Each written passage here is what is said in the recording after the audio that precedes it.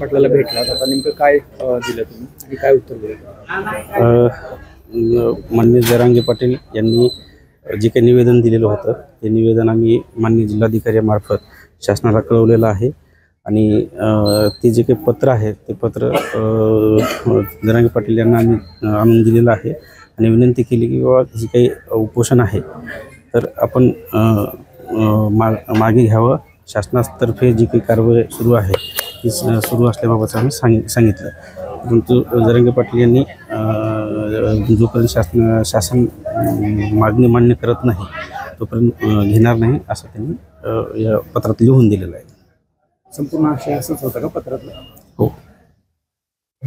नाव सांगा सर. मी विजय चव्हाण, तहसीलदार अंबड, जिल्हा जालना.